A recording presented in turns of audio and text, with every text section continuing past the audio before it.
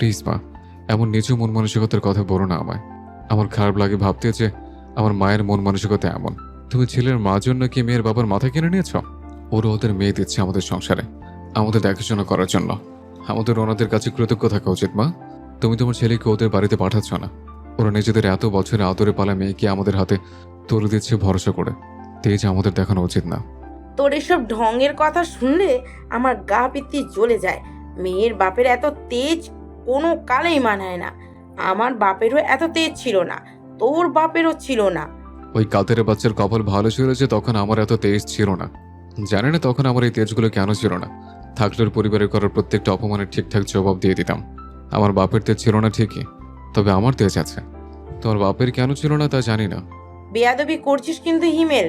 আমি তোকে আগেই বলে রাখছি, ওই মেয়ের বাপ যদি কোনো রকম কোনো অপমান করে আমায়, কিংবা এমনই তেজ দেখায়, আমি কিন্তু বিয়েটা মানবো না। হিমেলের বুক চিরে একটা দীর্ঘশ্বাস বেরিয়ে এলো। হিমেল বুঝে উঠতে পারে না কেন এই সমাজের মানুষগুলো এটাই আশা করে যে মেয়ের বাবার মাথায় সবসময় নিচু থাকবে, আর কেন ভাবে যে ছেলেদের পরিবার যা ইচ্ছে তাই করতে পারে। ত্যাগ করে মেয়ের পরিবার, তবে কি ছেলের পরিবারে তাদের কাছে কৃতজ্ঞ থাকা উচিত না? সবাই জানে যে মেয়ে জন্মের পর থেকে কতগুলো দিন বাবার বাড়িতে যে সম্মান আর ভালোবাসায় কাটিয়েছে, শ্বশুরবাড়িতে গিয়ে তার এক ফোঁটা ভালোবাসাও পাবে না। তবুও তো সবাই নিজেদের মেয়েকেই পাঠায় শ্বশুরবাড়িতে। সেই মেয়েটা নিজের পরিবার, নিজের আপনজন সব কিছু ছেড়ে একটা নতুন পরিবেশে মানিয়ে নেওয়ার চেষ্টা করে। যেই মেয়েটা নিজের বাবার বাড়িতে কখনো এক গ্লাস পানি অবধি ঢেলে খায় না, সেই মেয়েটাও শ্বশুরবাড়িতে এসে পুরো সংসারের দায়িত্ব নেয়। সবার জন্য রান্না বান্না করে 3 বেলা সবার মন রক্ষা করে চলার চেষ্টা করে। তবে কি ছেলের পরিবারের কৃতজ্ঞতা হওয়া উচিত না সেই মেয়ে আর তার পরিবারের প্রতি? তবে না, দিন শেষে মেয়ের পরিবারকেই ছেলের পরিবারের সামনে মাথা নিচু করে থাকতে হবে। হিমেল বুঝলো ডাকাডাকি করে মাকে কিছু বোঝানো সম্ভব না। ওনার মানসিকতাটাই এভাবে তৈরি হয়ে এসেছে, উনি এভাবেই সব কিছু দেখে এসেছেন। হিমেল বসা অবস্থাতেই আমিনা বেগমের দিকে একটু এগিয়ে গিয়ে 2 হাতে ওনাকে জড়িয়ে ধরল। প্রথমে একটু রাগ দেখালেন হিমেলকে, নিজের থেকে সরানোর চেষ্টা করলেন, তবে হিমেল ছাড়ল না। মমতা বেগমকে শক্ত করে জড়িয়ে ধরে বলল, তুমি চাও না মা তোমার ছেলে ভালো থাকুক? আমি তো জানি আমার মা কখনো চায় না যে আমি খারাপ থাকি। আমার মা নিজের থেকেও বেশি ভালোবাসে আমায়। আমি জানি আমার মা আমার জন্য কত কষ্ট করেছে। নিজে না খেয়ে আমার মা আমাকে খাইয়েছে। তবে আজ যখন আমি তোমার থেকে নিজের মুখে কিছু চাইছি, তুমি আমায় দেবে না মা? মমতা বেগমের চোখ দুটো ছলছল করে উঠল। কান্না মিশ্রিত গলায় বলল, এসব বলে আমায় বিয়েতে রাজি করাতে চাইছিস? হ্যাঁ চাইছি তো। তোমার অমত আমি বিয়ে করতে চাই না মা। আর নয়নতারাকে আমি ছাড়তে পারবো না। তুমি একবার ওনার সাথে একটু কথা বলে দেখো, তুমি বুঝতে পারবে উনি কতটা সহজ সরল। বড় ভাবি তো তোমার একটা কথা শোনে না, তোমায় বিন্দুমাত্র সম্মান করে না। কিন্তু তুমি দেখো নয়নতারা তোমায় খুব সম্মান করবে। উনি পরিবারের গুরুত্ব বলছেন, উনি সম্পর্কে মূল্য বলছেন। মমতা বেগম এবার একটু শব্দ করে কেঁদে উঠে বললেন, হাসানকেও তোর মতন আদর যত্ন করেই বড় করে তুলেছি, কিন্তু বিয়ের পর ছেলেটা বদলে গেছে। এখন মা 3 বেলা খায় কিনা সেই খোঁজটাও নেয় না। কাজ শেষে বাড়ি ফিরে সোজা নিজের ঘরে চলে যায়। একবার একটু খোঁজও নেয় না আমার, যে আমি কেমন আছি, কি করছি, শরীর ভালো কিনা। আর বউ সারা দিন আমার সাথে কত ঝগড়াঝাটি করে, তবুও মুখ ফুটে কোনো কিছুর প্রতিবাদ করে না। আমার মনে কি কম কষ্ট জমা হয়ে আছে নাকি? তো ভাইয়ের রাগ আমার উপর দেখাচ্ছ কেন? কারণ আমি বুঝতে পারছি তুইও বদলে যাবি। বিয়ের আগেই যা বউ বউ করছিস, বিয়ের পর তো মায়ের কথা মনেই থাকবে না। বুড়ো বয়সে আমায় না ভিক্ষা করে খেতে হয়। হিমেল আলতো করে মমতা বেগমের কপালে ঠোঁট ছুঁয়ে বলল, তোমার ছেলে যতদিন বেঁচে আছে তোমায় কারো কাছে হাত পাততে হবে না। তোমার বড় ছেলের মেরুদণ্ড ভেঙে গেছে মা, সেজন্য এখন বউয়ের কথায় মাকে অবহেলা করে। তবে আমি এমন না, আমি না আমার স্ত্রীর অসম্মান সহ্য করব, আর না আমার মায়ের অসম্মান সহ্য করব। তবে তোমার কাছে একটা অনুরোধ করি, তুমি কখনো নয়নতারাকে অসম্মান করো না। আর উনি তোমাকে কি করে সম্মান করবেন সেই দায়িত্ব আমার। তুমি শুধু আমার সম্মানটা রেখো, আর হাসি মুখে আমার বিয়েতে উপস্থিত থেকো। ঠিক আছে ঠিক আছে, হলাম রাজি। তবে একটা কথা আমি তোকে বলে রাখছি, ওই মেয়ের বাবা যেন আমার সামনে বেশি তেজ না দেখায়। আমার হীরের টুকরো ছেলেকে দিচ্ছি, ওদের কৃতজ্ঞ থাকা উচিত। হিমেল ভাবলো ব্যাপারটা এমন হয়ে গেল না যে যেই লাউ সেই কদু, মানে ঘুরে ফিরে আমিনা বেগম সেই একই জায়গায় এসে উপস্থিত হলেন। তবে এখন আর হিমেল কোনো কথা বাড়াল না। আর ভালো লাগছে না এসব ঝামেলা। বিয়েটা হয়ে গেলে এবারে বাঁচে। একটা বউ হিমেলের ভীষণ দরকার। বিরতিহীনভাবে নিজের ঘরে পায়চারি করে যাচ্ছে মারুফা। সামনে একই কথা বলে যাচ্ছেন তিনি সমানে। কি করে এটা সম্ভব? সত্যি বলতে ওনার অবিশ্বাস হওয়াটাও অস্বাভাবিক কিছু না। এমন কিছু হওয়ার কথা তো ছিল না। যেখানে পাত্রী হিসেবে নয়নতারাকে দেখতেই আসেনি, সেখানে আবার বিয়েতে রাজি হয়ে গেল, তাও আবার এতদিন পরে সেই খবরটা জানাচ্ছে। অবাক হওয়ারই তো স্বাভাবিক। নিজের মেয়ের খুঁত সম্পর্কে যে মারুফা ভীষণ নিশ্চিত। এক পর্যায়ে গিয়ে আকবর সাহেব বিরক্তিকর গলায় বলে উঠলেন। একটু শান্তভাবে বসবে তুমি মারুফা? মারুফা শান্ত হতে পারল না। অস্থির চিত্তে পায়চারি করতে করতেই আকবর সাহেবকে উদ্দেশ্য করে বলল, তুমি কিভাবে আমায় শান্ত হতে বলছো? তোমার কি সন্দেহ হচ্ছে না ওদের ওপর? ওই ছেলে কেন নয়নকে বিয়ে করতে রাজি হলো? অমন সুন্দর হীরের টুকরো ছেলে কি করে আমার মেয়েকে পছন্দ করলো, এতে তোমার সন্দেহ হচ্ছে না? এখানে সন্দেহ হওয়ার কি আছে? কি করবে ওরা তোমার মেয়ের সাথে? তুমি বিচক্ষণ মানুষ, কি করতে পারে সেটা তুমি খুঁজে বের করবে। আকবর সাহেব দ্বিগুণ বিরক্তিকর কণ্ঠে বলে উঠলেন, যেহেতু আমি বিচক্ষণ মানুষ সেটা জানো, তবে আমার উপরে ভরসা করে চুপ করে থাকো। নয়নের মতামতটা আগে শুনি, তারপরে তো বিয়ে হবে কি না হবে সেই বিষয়ে যাব। এই পর্যায়ে মারুফা থেমে গেল। কপাল কুঁচকে আকবর সাহেবের দিকে তাকিয়ে বলল, ওর মতামতের কি আছে এখানে? অবশ্যই ওর মতামতের গুরুত্ব আছে। নয়ন যদি না চায় তবে এই বিয়ে হবে না। মারুফা গুটি গুটি পায়ে আকবর সাহেবের দিকে এগিয়ে এসে বললেন, মাথা ঠিক আছে তোমার? মেয়ের জন্য একটা সম্বন্ধ পেয়েছো, তাও আবার অমন বাড়ির থেকে, না করে দেবে কেন? এই না একটু আগেই বলেছিলে তোমার সন্দেহ হচ্ছে, এখন আবার অত ভালো বাড়ি হলো কোত্থেকে? মারুফা একটু ভ্যাবাচাকা খেলেন, তবে খুব তাড়াতাড়ি নিজেকে স্বাভাবিক করার চেষ্টা করে বললেন, আরে আমার কথা অত ধরতে আছে নাকি? আসলে হঠাৎ করে মেয়ের বিয়ের কথা শুনে না মাথাটা আমার কেমন যেন এলোমেলো হয়ে গেছে। হ্যাঁ গো, তোমার কি মনে হয় ছেলেটা ভালো তো? আবার কোনো বদমতলব নেই তো? আকবর সাহেব কণ্ঠটা এবার কোমল করে বললেন, আশা করছি কোনো বদমতলব নেই। আমিও কথা বলেছি হিমেলের সাথে, ও যথেষ্ট ভালো ছেলে বলে আমার মনে হয়েছে। নয়নও কথা বলেছে। তুমি অযথা এত চিন্তা করো না। মারুফা একটু শান্ত হলেন। একটা স্বস্তির নিঃশ্বাস ফেলে আকবর সাহেবের পাশে গিয়ে বসল। কিছুক্ষণ পরে মনে পড়ল সেদিনের হিমেলের পরিবারের করা ব্যবহারের কথা। আবারও অস্থির গলায় আকবর সাহেবকে উদ্দেশ্য করে বললেন, ছেলে না হয় ভালো, তবে ছেলের পরিবার? আমার মেয়েটা ওই বাড়িতে গিয়ে সংসার করবে কি করে? ওর মা বোন ভাবি মিলে তো পিষে মারবে। আকবর সাহেব একটু তাচ্ছিল্যের গলায় বললেন, এই বাড়িতে আমার মেয়ে কোথায় ভালো ছিল মারুফা? ওখানে গেলে তিনজন বিরক্ত করবে, এখানে তিনজনই বিরক্ত করত। যেখানে তুমি মা হয়ে মেয়ের অশান্তির কারণ হয়ে দাঁড়িয়েছিলে, সেখানে ওর শাশুড়ির থেকেই বা কী বা আশা করি? যেখানে ওর নিজের বোন ওর জীবনে অশান্তির কারণ, যেখানে ননদের থেকে কি আশা করব? আর বাকি রইল ওর বড় ভাইয়ের বউ আর যা, দুইজনই সমান। এদের থেকে তো কিছু আশা না রাখাই ভালো।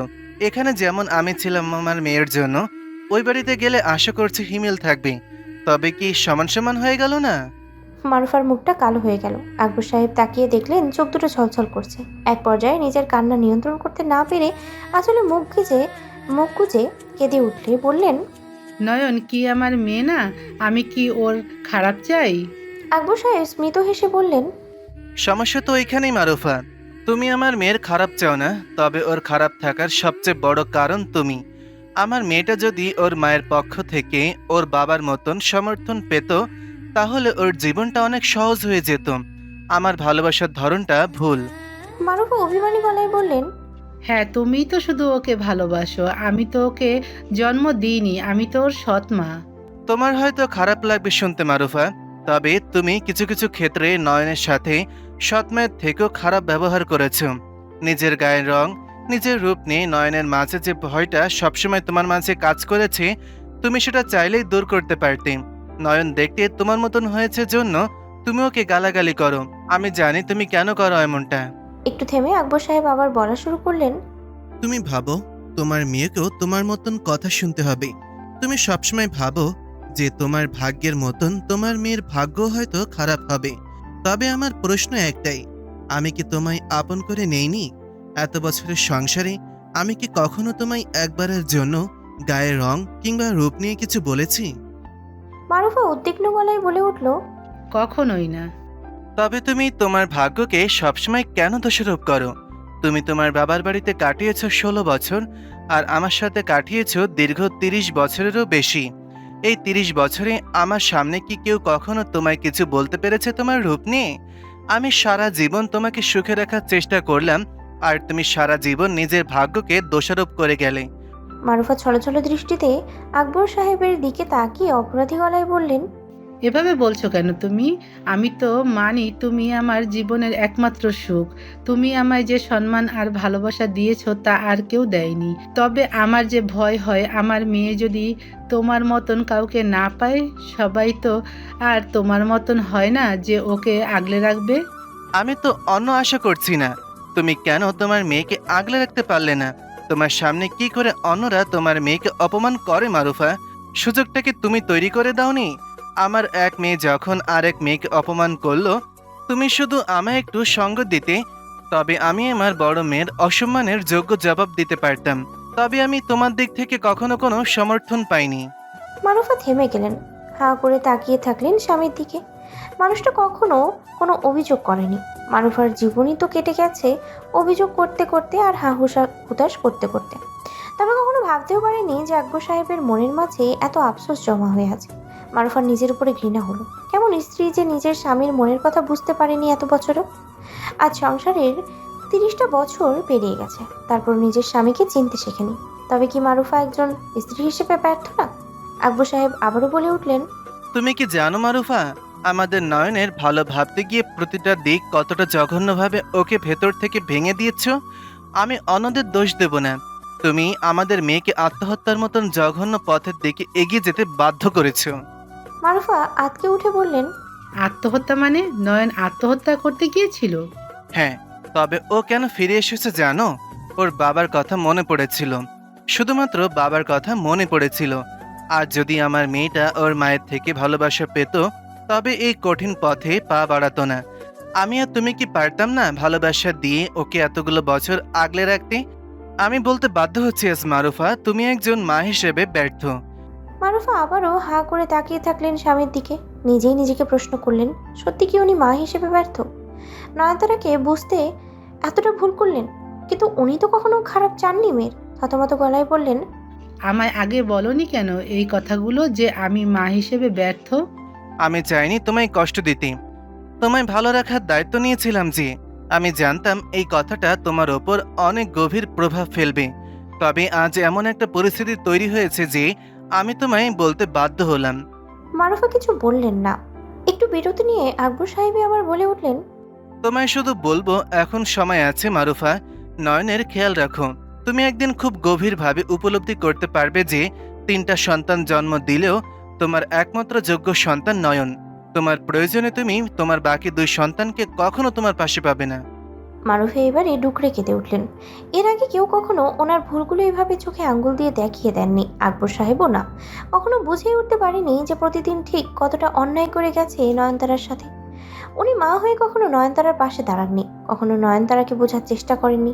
ক্রমাগত নয়নতারাকে নিজের গায়ের রং রূপের জন্য গালাগালি করেছেন, তুচ্ছ-তাচ্ছিল্যই করেছেন।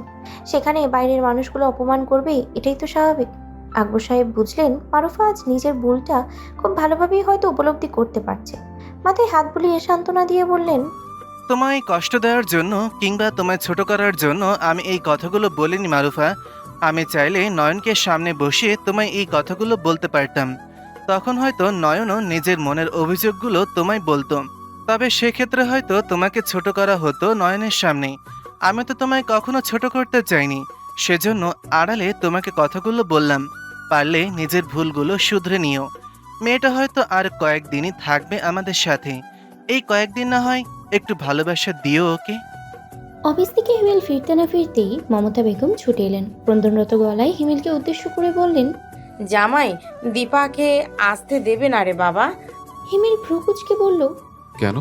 বলেছে তুই নাকি সেদিন অনেক অপমান করেছিস, তুই গিয়ে ক্ষমা না চাইলে নাকি দীপাকে আর আসতে দেবে না, আমাদের সাথে আর কোনো সম্পর্কও রাখতে দিবে না। হিমেল বিস্ময় ভরা কণ্ঠে বলল, সত্যি? ওনার মনে হয় মনের কাছে কি ক্ষমা চাইব? এই চিনল উনি আমার মা? কথাটা বলে মমতা বেগমকে পাশ কাটিয়ে হিমেল গিয়ে সোফায় বসে গা এলিয়ে দিয়ে মমতা বেগমকে বলল, 1 গ্লাস পানি দেবে মা? মমতা বেগম তাড়াহুড়ো করে গিয়ে এক গ্লাস পানি এনে ছেলের হাতে দিয়ে পাশে বসলেন। হিমেল পানি খেয়ে গ্লাসটা সামনের টেবিলের উপরে রেখে দিল। হিমেলের পাশে বসে মমতা বেগম আবারও ক্রন্দনরত গলায় বলে উঠলেন, কিছু কর তুই। পরশু মেয়ের বাড়িতে যাব। দীপা না আসতে পারলে খুব কষ্ট পাবে। মেয়েটাকে ছাড়া আমি একা একা যাই কি করে? হিমেল বেশ স্বাভাবিক গলায় বলল। চিন্তা করো না, আমি গিয়ে নিয়ে আসবো বাবাকে। মমতা বেগম উচ্ছ্বসিত গলায় বললেন, যা, তবে এই ঝামেলা মিটলো। আমি তো তোকে নিয়ে ভয়ে ছিলাম। শোন, জামাইয়ের কাছে ভালো করে ক্ষমা চাইবি, আর একদম রাগারাগি করবি না। কণ্ঠটা স্বাভাবিক রেখে কথা বলবি। দরকার হলে নিজের ভুলগুলো খুব ভালোভাবে স্বীকার করে নিবি। জামাইকে কোনো কিছুর জন্য দোষারোপ করবি না। হিমেল ঠোঁট বাঁকিয়ে হেসে বলল। তোমার মনে হয় আমি ওনার কাছে ক্ষমা চাইতে যাচ্ছে? মমতা অবুঝের ন্যায় প্রশ্ন করলেন, তো কেন যাবি? গিয়ে কলিং বেল বাজাবো। নিশ্চয়ই আপা এসে দরজা খুলে দেবে। আপনার হাতটা ধরে নিয়ে চলে আসবো। তোমার জামাই জাহান নামে যাক। আর যদি বেশি দেরি করেছে, তবে আজ ওর হাত নয়তো পা ভেঙে তবে আসবো। কথাটা বলে হিমেল উঠে নিজের ঘরে চলে গেল। মমতা বেগম হাঁ করে ছেলে যাওয়ার পানে তাকিয়ে থাকলেন কিছুক্ষণ। হুঁশ ফিরতেই আবারও হা হুতাশ করে উঠলেন। এই ছেলে ওনার মেয়ের সংসারটা ভেঙেই ছাড়বে। কলিং বেলের আওয়াজ পেতেই দীপা এসে দরজাটা খুলে দিল। দরজার অপর পাশে হিমেলকে দাঁড়িয়ে থাকতে দেখে মুহূর্তের মাঝেই চোখ দুটো ছলছল হয়ে উঠল। হিমেলকে কিছু বলার সুযোগ না দিয়েই জড়িয়ে ধরল। ক্রন্দনরত গলায় বলল, তুই এসেছিস ভাই, ভাগ্যিস তুই এলি। আমি তো ভেবেছিলাম যেতেই পারবো না। হিমেল দীপার মাথায় হাত বুলিয়ে দিয়ে বলল, আসতে তো আমাকে হতোই আপা। তা তোমার বর কোথায়? ডাকো, ওনার পা ছুঁয়ে দিয়েছে। জামার অসম্মান যখন করেছি, সম্মান তো দিতেই হবে। ঘর থেকে হিমেলের কণ্ঠ পেয়ে তৎক্ষণে কাদের বেরিয়ে এসেছে। অন্য ঘর থেকে ওর মা বোনও বেরিয়ে এসেছে। হিমেলকে দেখে দীপার ছেলে মেয়েও ছুটে এলো ওর দিকে। আসার সময় হিমেলকে মিষ্টি আর বাচ্চাদের জন্য খাবার দাবার এনেছিল, সেগুলো ওদের হাতেই দিল। খাবারগুলো দিয়ে ওদেরকে ঘরে চলে যেতে বলল। বাচ্চারাও খুশি মনে ঘরে চলে গেল। হিমেল ঘরের ভিতরে গিয়ে কাদেরের মাকে সালাম দিল। তারপরে কাদেরকেও সালাম দিল। কাদের গম্ভীর গলায় সালামের জবাব দিয়ে বলল, এখানে কি কাজ? হিমেল হাস্যোজ্জ্বল গলায় বলল, জামাই আদর করতে এসছে দিল ভাই। যেহেতু অনেক রাত হয়ে গেছে, আজে বাজে কথায় গিয়ে কোনো লাভ নেই। আপনি কি স্বেচ্ছায় আমার আপাকে যেতে দেবেন নাকি দেবেন না? হ্যাঁ অথবা নাতে উত্তর দিন। কাদের গম্ভীর গলায় বলল, ও চাইলে যেতেই পারে, তবে একবার আমার অনুমতি ব্যতীত বাড়ির বাইরে পা রাখলে আর কখনো এই বাড়িতে ফিরতে পারবে না। এর সমাধান কি? মানে বলতে চাইছিলাম কি করলে আপনার অনুমতি পাওয়া যাবে। কাদের আবারও গম্ভীর গলায় বলল। সেটা তোমার বোন খুব ভালো করেই জানে। হিমেল একবার তাকালো নিজের বোনের দিকে, যে দরজার এক কোণে দাঁড়িয়ে নিঃশব্দেই অশ্রু বিসর্জন দিচ্ছে। এসবের মাঝে কাদেরের বোন রাবেয়া হিমেলকে উদ্দেশ্য করে বলল, কাদেরের থেকে শুনলাম তুমি নাকি অপমান করেছো ওকে। তা আমার ভাইয়ের কি কোনো দাম নেই নাকি? তোমার বোনকে নিয়ে যাওয়ার হলে নিয়ে যেতেই পারতো, ওর কোনো প্রয়োজন নেই আমাদের। রাবেয়ার কথা শুনে হিমেল শব্দ করে হেসে উঠে বলল, এটা কিন্তু ভুল বললেন। আমার বোন চলে গেলে তো আপনাদের আবার একটা নতুন করে কাজের লোক রাখতে হবে, যাকে আবার প্রতি মাসে মাসে টাকাও দিতে হবে। তারপরে এই যে আপনি রোজ সকালে কাজে চলে যান, আপনার ছেলে মেয়ের দেখাশোনা কে করবে? তারপর আপনার মায়ের সেবা কে করবে? তারপরে এই যে আপনার ভাই আমার বোনকে কাজে লাগিয়ে মাঝে মাঝে মারামারির প্র্যাকটিস করে, এটা করবে কি করে বলুন? আমাদের রক্ত চুষে খাবেন কি করে? কাদের দাঁত কিরমিরিয়ে বলল, খবরদার হিমেল, আমার বোনের সাথে এভাবে কথা বলবে না। তোমার কোনো অধিকার নেই ওর সাথে এভাবে কথা বলার। হিমেল হুঙ্কার দিয়ে বলে উঠল, আপনার কোনো অধিকার নেই আমার বোনের গায়ে হাত তোলার। আসার সময় আপনাকে বুঝিয়ে পাঠিয়েছিলাম মানুষের মতন আচরণ করবেন, কিন্তু আপনি সে অমানুষের মতো আচরণ করলেন। দোষটা আসলে আপনার না, দোষটা আমার আপার। জানি না কি আছে সংসারে যে সংসারের মায়াও ছাড়তে পারে না। জানি না আপনার মতন মানুষের সাথে কি করে সংসার করে যাচ্ছে। কাদের এবার দীপাকে শাসিয়ে বলল, তোমার ভাইকে চুপ করতে বলো দীপা। আমার সাথে কথা বলুন, আপাকে চোখ রাঙাবেন না। অবশ্য আপনার সাথে কথা বলে আমার কোনো ইচ্ছে নেই। নিয়ে যাচ্ছি আমার আপাকে, আর সেদিন এই বাড়িতে আবার ফিরবে যেদিন আপনাদের প্রয়োজন পড়বে। আমার আপার প্রয়োজনে বাড়িতে আর ফিরবে না। কথাটা বলে হিমেল ওর ভাগনা ভাগ্নির নাম ধরে ডাকলো। ওরা বেরিয়ে আসতেই দীপাকে উদ্দেশ্য করে বলল, 5 মিনিটের মধ্যে ব্যাগ গোছাবে। শুধুমাত্র বাচ্চাদের কাপড় নেব, তোমার কোনো কিছু নিতে হবে না। যা প্রয়োজন হবে তোমার ভাই কিনে দেবে। হিমেলের কথা মতো দীপা তাই করলো। ঘরে গিয়ে ব্যাগ গুছিয়ে বেরিয়ে এলো। যাওয়ার জন্য উদ্যত হতেই পিছন থেকে কাদের বলে উঠল, ভুল করছো দীপা, আর কিন্তু ফিরতে পারবে না। হিমেল কিছু বলল না। দীপা এবারে নিজেই ওকে থামিয়ে দিল। পেছন ফিরে কাদেরের দিকে তাকিয়ে খুব শান্ত গলায় বলল, বিশ্বাস করো, তোমার সংসারে আমি আর ফিরতে চাইও না। হয়তো তোমার ভাই বলল না, যেদিন তোমাদের আমাকে প্রয়োজন পড়বে সেদিনই আমি ফিরবো। আমি আর তোমার প্রয়োজনে এই সংসারে ফিরবো না। তোমার যা ইচ্ছে তাই করো। কাদের ব্যঙ্গাত্মক গলায় বলল, ভাইয়ের তো বিয়ে দেওয়ার জন্য যাচ্ছ, ভাইয়ের বউ এলে কতদিন থাকবে একবার ভেবে দেখেছো? 2 দিন পর ঠিকই বের করে দিবে বাড়ি থেকে। দীপা আত্মবিশ্বাসের সাথে বলল, আমার ভাইকে আমি চিনি। আজ আমায় এখান থেকে হাসান নিয়ে যাচ্ছে না, হিমেল নিয়ে যাচ্ছে, এটা মাথায় রেখো। আর বিয়ের পরে যদি সব ভাই বদলানোর হতো তবে তো তুমিও বদলাতে। তুমিও তো তোমার বউয়ের কথায় উঠতে বসতে। তবে যেহেতু এখনও তুমি তোমার মা বোনের কথায় উঠে বস করছো, তবে আশা করছি আমার ভাইও বদলাবে না। দীপার শাশুড়ি আরো অনেক কিছুই বলল। সবাই মিলে অনেকভাবেই দীপাকে শাসালো, হিমেলকেও গালাগালি করলো। তবে দীপা আর থাকলো না, বেরিয়ে এলো। বাড়ি থেকে বেরিয়ে দীপা যেন প্রাণ খুলে শ্বাস নিতে পারলো। মনে হলো জেলখানা থেকে যেন মুক্তি পেল দীর্ঘ অনেকগুলো বছর পর। একেই বলে বুঝি শান্তি, যে শান্তি আজ অনেকগুলো বছর হলো দীপা পায় না। রাতে আকবর সাহেব এলেন নয়নতারার ঘরে। নয়নতারা তখন রাতের খাবার দাওয়ার শেষ ঘরে এসে টুকটাক গোছগাছ শেষে ঘুমানোর প্রস্তুতি নিচ্ছে। আজও এমন অসময়ে আকবর সাহেবকে দেখে চমকালো। আজ আকবর সাহেব ভিতরে এসে দরজাটা আগেই বন্ধ করে দিলেন। নয়নতারাকে উদ্দেশ্য করে পাশে বসিয়ে বললেন, হিমেলের সাথে কি তোমার কথা হয়েছে? ও পরশু আসতে চাইছে নিজের পরিবার নিয়ে। নয়নতারা আন্দাজ করতে পেরেছিল হয়তোবা আকবর সাহেব এই কথাই বলতে এসেছেন। অস্বস্তিতে আকবর সাহেবের চোখে চোখ মেলাতে পারল না, ইতস্ত গলায় বলল, হ্যাঁ বাবা, তোমাকে বলার আগে উনি আমাকে জানিয়েছিলেন ব্যাপারটা। আমি ওনার থেকে সময় চেয়েছিলাম যে তোমার সাথে আলোচনা করে তোমাকে জানাবো, তারপর তবে তোমাকে আর বলে উঠতে পারিনি কথাটা। আকবর সাহেব বিস্ময় ভরা কণ্ঠে বলল, কিন্তু কেন মা, আমার সাথে আলোচনা করতে তোমার এত সংকোচ কিসের? জানো তো, যদি তোমার সিদ্ধান্ত ভুল হয় তবে তোমার বাবা সেটা তোমায় ভালোবেসে ধরিয়ে দেবে, অপমান করবে না। তারপরও কিসের তো সংকোচ? নয়নতারা ভয় পেল।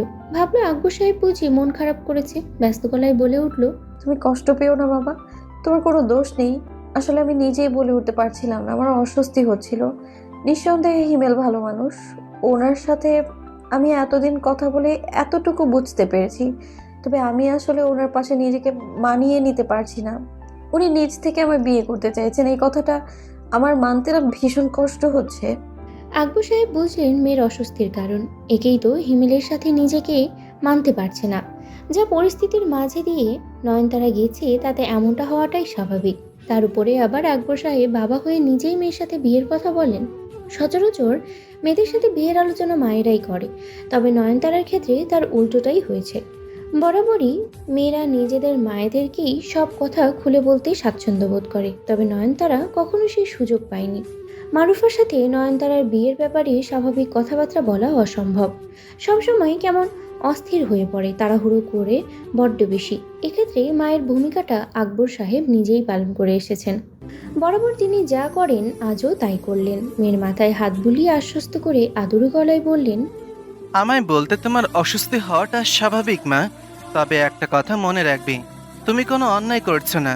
তুমি কিছু জোর করে কারো থেকে ছিনিয়ে নিচ্ছ না। তুমি যা পাচ্ছ সেটা তোমাকে কেউ নিজের ইচ্ছে দিতে চাইছে। এখানে তোমাকে কেউ দয়াও করছে না, বরং স্বেচ্ছায় তোমায় চাইছে। আমি জানি তোমার মা তোমার সাথে বিয়ের বিষয়গুলো আলোচনা করতে পারবে না, সেজন্য আমি নিজ থেকে আসি তোমার সাথে আলোচনা করতে। তাই আমি চাইবো তুমি মন খুলে আমার সাথে কথা বলো। নয়নতারার অস্বস্তি একটু কমলো যেন, মাথা নাড়িয়ে সায় জানালো। আকবর সাহেব মেয়ের থেকে সাড়া পেয়ে প্রশ্নাত্মক গলায় নয়নতারাকে জিজ্ঞেস করলেন, মন থেকে বলো মা, তুমি কি হিমেলকে বিয়ে করতে চাও?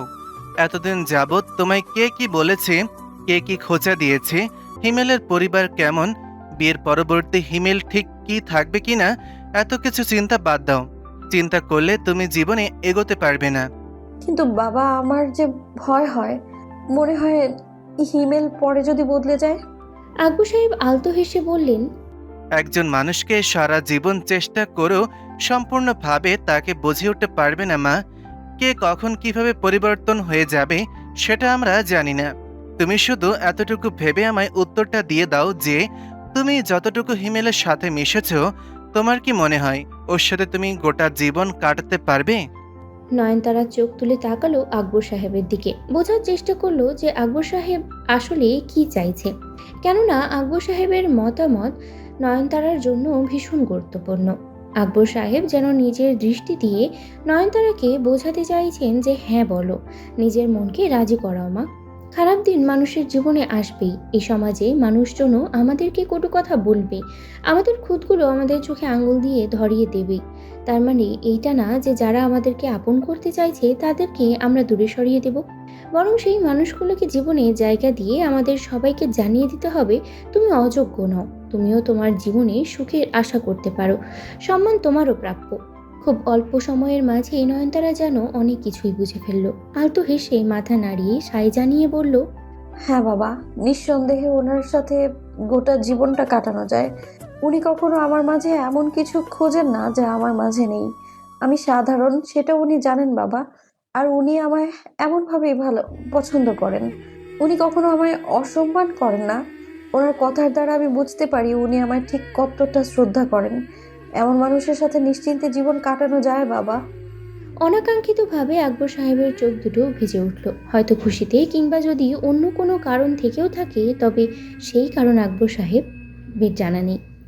মেয়েকে জড়িয়ে ধরলেন, আবার মাথায় হাত বুলিয়ে দিয়ে আদুরে গলায় বললেন, আমি মন থেকে দোয়া করি মা, এতগুলো বছর যেমন আমি তোমায় আগলে রাখার চেষ্টা করেছি, তেমনি এবার থেকে যেন তোমায় হিমেল আগলে রাখতে পারি। আমি যতটুকু ব্যর্থ হয়েছি তোমায় আগলে রাখতে, হিমেল যেন ততটুকুও ব্যর্থ না হয়। ও যেন পুরোপুরি সফল হয়। ও যেন সবাইকে বুঝিয়ে দিতে পারে যে আমার মেয়েটা ভালোবাসা পাওয়ার যোগ্য। দিনটা শুক্রবার, জুমার নামাজের পর হিমেলের আসার কথা। সময় প্রায় হয়ে এসেছে। মারুফা ব্যস্ত হাতে রান্নাবান্না সারছে, ওনাকে টুকটাক সাহায্য করছে সুপ্তি। নয়নতারা সাহায্য করতে চেয়েছিল অবশ্য, তবে মারুফা করতে দেয়নি। আজ পাত্রপক্ষ বিয়ের দিন ঠিক করতে আসছে। এই মুহূর্তে নয়নতারাকে রান্নাঘরে আনতে মন সায় জানালো না মারুফার। আগুনের তাপে গায়ের রংটা আরো কালো হয়ে যেতে পারে সেই ভয়। নিজের এই ভয়টা অবশ্য নয়নতারাকে মুখ ফুটে বলেননি, শুধু বলেছেন আজকে আর কাজ করার দরকার নেই, উনি আর শক্তি মিলে সবটা সামলে নেবেন। যদিও শক্তির ইচ্ছে ছিল না এত কাজ করার, তবে বাধ্য হয়েছে করতে। একবার তো রেগে মেগে বিরক্ত হয়ে ঘরেও চলে গিয়েছিল। নাফিসা আবার বুঝিয়ে জোর করে পাঠিয়ে দিয়েছে। নাফিসা খবর পেয়েছে শক্তির থেকে যে আজ হিমেলের পরিবারের বিয়ের কথা পাকা করতে আসছে। শোনার পর থেকে জানলা দিয়ে উকিঝুঁকি শুরু করেছে বাইরে। আর একটা কথা কিছুতেই ভেবে পাচ্ছে না, কি করে হিমেল এই বিয়েতে রাজি হয়ে গেল। কোথাও গিয়ে যেন নাফিসার একটু আফসোসই হলো। নিঃসন্দেহে হিমেল দেখতে সোহানের থেকেও বেশি সুন্দর। সুপ্তির থেকে শুনেছে ভালো চাকরিও করে। যদি সোহানের সাথে নয়নতারার বিয়েটা হতে দিত, তবে হিমেলের সাথে নাফিসার বিয়ে হতো, কেননা ওরা তো নাফিসাকেই দেখতে এসেছিল। এদিকে সোহানের ভাবসাবও ভালো লাগছে না আজকাল নাফিসার। তার মধ্যে আবার সেদিন নয়নতারার সাথে কথা বলতে গিয়েছিল। সব মিলিয়ে নাফিসার মনে হলো সোহানকে ছেড়ে দিলেও বোকামি করা হতো না। তবে এখন যাকে পেয়েছে তাকে নিয়েই সন্তুষ্ট থাকতে হবে, আর কোনো উপায় তো নেই। হিমেলের আসার সময় হয়ে গিয়েছে। আকবর সাহেব তাই রান্নাঘরে গেলেন দেখতে যে রান্নাবান্না শেষ হলো কিনা। রান্নাঘরে যেতেই সদর দরজা থেকে একটা পুরুষালী কণ্ঠের হাঁক ভেসে এলো আকবর সাহেবের কানে। কণ্ঠটা পরিচিত, তবে এই সময়ে এই কণ্ঠটা আশা করেননি তিনি। একবার আবার ভাবলেন হয়তো ভুল ভাবছেন, অন্য কেউ এসেছে। নিশ্চিত হতে দরজার দিকে এগিয়ে গেলেন। সামনে জবরুলকে দাঁড়িয়ে থাকতে দেখে বুঝলেন তার সন্দেহ ভুল না। তবে এখন জবরুল কেন এসেছে এটাই প্রশ্ন। এর আগের দিন যা অপমানিত হয়ে বেরিয়ে গেলেন, তারপরে তো আর আসার কথা না, অথচ আবার এসেছে এবং পান খাওয়া দাঁতগুলো বের করে হাসছে। জবরুলের সেই হাসিটা আকবর সাহেবের কাছে ঠিক সুবিধার মনে হলো না। থতমত গলায় প্রশ্ন করলেন, কি চাই? জবরুল ঠোঁটে হাসিটা ফুটিয়ে রেখেই বলল, আপনার লগে দেখা করতে আইলাম। হঠাৎ করে কেন আমার সাথে দেখা করার ইচ্ছা জাগলো আপনার মনে? আমার বিন্দুমাত্র ইচ্ছা নেই আপনার মুখ দেখায়। আরে এমন কইলা কেমনে হয়? তার আগে মিষ্টি লন। কথাটা বলে জবরুলের হাতে থাকা মিষ্টির প্যাকেটটা আকবর সাহেবের দিকে বাড়িয়ে দিলেন। আকবর সাহেব সেদিকে একবার তাকিয়ে আবারও গম্ভীর গলায় জবরুলকে উদ্দেশ্য করে বলল, নিতে পারলাম না মিষ্টিটা, পরিষ্কার করে বলুন উদ্দেশ্য কি? আমার বাড়িতে অতিথি আসবে, আপনাকে দেওয়ার মতন এত সময় নেই আমার হাতে। আরে এমন ভাবে কইতাছেন কেন? আমি তো আপনার লগে আত্মীয়তা করবারই জন্য আইলাম। এতদিনের আলাপ আপনার জামার। আমি জানি আপনি মানুষ খান ভালা, আপনার মাইয়া নয়নতারাও ভালো, তাও জানি। আসলে ভুল যে আমারই ছিল আমি বুঝছি। আমার লাইগে আপনার মাইয়ার অপমানিত হইতে হয়েছে। আপনারও অপমানিত হইতে হইছে, তাই আমি ভাবছি আপনাকেও সম্মান ফিরাই দিব। আকবর সাহেবের কপালের ভাঁজটা আরো গাঢ় হলো। মন বলছে এ লোকটা সুবিধার কোনো কথা বলবে না, তবে শুনতে হবে আসলে কি বলতে চায়। কপাল কুঁচকে গম্ভীর গলায় প্রশ্ন করলো, কিভাবে? জবরুল নিজের পান খাওয়া সবগুলো দাঁত বের করে হেসে উঠে বলল, আপনার বড় মাইয়া নয়নতারারে আমার মনে ধরছে। আমার বউ মরছে 2 বছর হইতে চললো, তাই আমি ভাবতেছিলাম আপনার মাইয়া নয়নতারারে আমি বিয়ে করুম। আপনার লগে সম্পর্ক শ্বশুর জমের বানায় বলামো, কি কন? বিস্ময়ে আকবর সাহেবের মুখ হাঁ হয়ে গেল, তবে তিনি কোনো প্রতিক্রিয়া দেখাতে পারলেন না। তার আগেই জবরুল ব্যথায় কাকিয়ে উঠে মৃদু রাগান্বিত গলায় বলল, কেডা আমার ঘর চাইপে ধরছে রে? কোন হালাই কামটা করলো? পেছন থেকে হিমেল দাঁতের দাঁত কিরমির করে বলল। তোর আব্বা। জবরুল ভরকালো, মনে মনে ভাবলো ওর বাবা তো মারা গেছে আজ থেকে বহু বছর আগে, তবে এখানে এলো কোত্থেকে? কণ্ঠটাও তো ওর বাবার মতো লাগছে না। ঘাড় ঘুরিয়ে তাকালো নিজের আব্বাকে দেখার জন্য। হিমেলের মুখটা দেখতেই অন্তরাত্মা শুকিয়ে গেল। এই ছেলে এখানে কি করছে? ওই সামরা, তুমি এইখানে কি করো? আমার ঘর ধরছ কিল্লাই? হিমেল পূর্বের মতো দাঁত কিরমিরিয়ে বলল, এবার তোর গলা টিপে ধরবো। শালা বুড়ো বয়সে ভীমরতি হয়েছে। সেদিন চাচু হয়ে ভাই সাজতে চেয়েছিলে, কিচ্ছু বলেনি, কিন্তু আজ দাদার বয়সে হয়ে নাতনিকে বিয়ে করতে এসছিস। শক্ত কম না তোর? হিমেলের মুখ থেকে এমন কথা শুনে আকবর সাহেব একটু চমকালেন। বুঝলেন ছেলেটাকে যতটা ভদ্র মনে হয় ততটা ভদ্রও না, মানে যেমন পরিস্থিতি হিমেলকেও ঠিক তেমনই ভাবেই পাওয়া যাবে। আকবর সাহেবের এসব ভাবনার মাঝে ওনার কানে ঠাস করে একটা চড়ের আওয়াজ এলো। ধ্যান ভাঙলো, তাকিয়ে দেখলেন জবরুল মাটিতে লুটিয়ে আছে, আর্তনাদ করে উঠল। ও মা গো, মরে গেল, মরিয়া মারিয়া ফালাইল রে আমারে, কোমর হাড্ডি বাইকে গেল রে। জবরুলের পাঞ্জাবির কলার ধরে হিমেল ওকে আবার দাঁড় করিয়ে পুনরায় দাঁত পিষে বলল, তোর শরীর থেকে এক এক করে সব হাড় আমি বের করব। তোর হাতটিগুলো আলাদা করব, করে কবর দেব, আর তোকে আলাদা করে পুঁতবো। কথাটা বলে আবারও একটা চড় বসালো জবরুলের গালে। জবরুল আবারও মাটিতে উপুড় হয়ে পড়ল। হিমেল এবার ওকে তুলল না, শাসিয়ে বলল, একটা ভালো কাজে এসছে, সেজন্য তোকে ভার্সিটি লাইফের হিমেলের সাথে পরিচয় করালাম না। বাড়ি যা, বিকেলে দেখা হচ্ছে তোর সাথে। জবরুলের প্রচণ্ড মরার ভয়, অনেকদিন বাঁচতে চায় সে, আর তার অন্যতম কারণ হচ্ছে একটা বিয়ে করবে, তবে পাত্রী পাচ্ছে না, সেজন্য বিয়েও করা হচ্ছে না, তবে বাঁচতে হবে ওকে। সেজন্য মাটি থেকে উঠে লুঙ্গি ধরে দৌড় দিল। হিমেল হাতটা ঝেড়ে নিল, যেন ধুলো লেগেছিল। স্বাভাবিক করলো নিজের অভিব্যক্তি, হাসি হাসি মুখে অত্যন্ত বিনয়ের সাথে আকবর সাহেবকে উদ্দেশ্য করে এবার সালাম দিল। আসসালামু আলাইকুম আঙ্কেল। আকবর সাহেব অবাক হয়ে না হয়ে পারলেন না। হিমেল যেন গিরগিটির থেকেও বেশি তাড়াতাড়ি নিজের রং বদলালো। আকবর সাহেব দ্বিধাদ্বন্দ্বের মাঝে পড়ে গেলেন হিমেলকে নিয়ে। যেমনটা ভেবেছিলেন এই ছেলের তো তেমনটা নয়, রক্তটা স্বভাবের মনে হচ্ছে, সবসময় তো একই ধরনের আচরণ করে না। এই যে এখন আবার কেমন কোমল গলায় সালাম দিল। আকবর সাহেবের থেকে কোনো জবাব না পেয়ে হিমেল আবারও বলে উঠল, আসসালামু আলাইকুম আঙ্কেল, ভালো আছেন? আকবর সাহেবের ধ্যান ভাঙলো, একটু হাসার চেষ্টা করে বলল, ওয়ালাইকুম আসসালাম। হ্যাঁ বাবা, ভালো আছি। তোমরা ভালো আছো তো? হ্যাঁ আঙ্কেল, এক্ষুনি আমার যে রূপটা দেখলেন, এটা নিয়ে ভাববেন না। ওই হিমেল ভার্সিটি লাইফে ছিল, এখন আমি অনেক শান্ত হয়ে গিয়েছে, অনেক ভদ্র, আমি ভরসা করতে পারেন। আকবর সাহেব যেন বাধ্য হয়েই হাসলেন। হিমেলের পাশে দাঁড়ানো মমতা বেগম আর দীপার সাথে টুকটাক কথাবার্তা শেষে ঘরে নিয়ে এলেন। এর আগের দিনের মতন আজও মারুফা একবার শুধু সালাম দিয়ে সামান্য কুশল বিনিময় করে আবার চলে গেলেন। পাত্রপক্ষের লোকজনদের সামনে বেশিক্ষণ দাঁড়িয়ে থাকতেই তিনি হাঁসফাঁস করেন, অস্বস্তি হয়, অস্থিরতা বেড়ে যায়। মনে হয় তার দ্বারাই যদি আবার কোনো ভুল হয়ে যায়। দীপার ব্যবহারে আজ বিস্তর পরিবর্তন এসেছে। বেশ স্বাভাবিকভাবেই হেসে খেলেই কথা বলছে। পরিবর্তন মমতা বেগমের আচরণেও এসেছে, তবে তিনি যে কোনো পরিপূর্ণভাবে সন্তুষ্ট নন সেটা নিশ্চিত হয়ে গেলেন আকবর সাহেব। তবে যাই হোক, ভদ্র আচরণ করছে, এটাই অনেক। এমন নয় যে দীপা মন থেকে খুশি হয়েছে এই বিয়েতে, তবে হিমেলের কথা আবার দীপার ওপরে প্রভাব ফেলতে পারে, বেশ ভালো।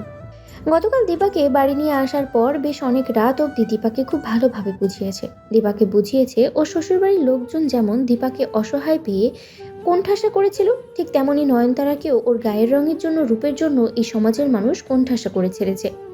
দীপাকে বুঝিয়েছে একটা সংসারে সুখ থাকার জন্য স্বামী স্ত্রীর মাঝে বোঝাপড়া থাকা দরকার। হিমেল আর নয়নতারারও একে অপরকে বেশ ভালোই বোঝে।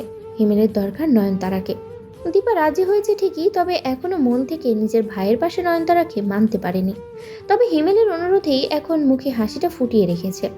আলোচনা শেষে 10 দিন পর হিমেল আর নয়নতারার বিয়ের তারিখ ঠিক হলো।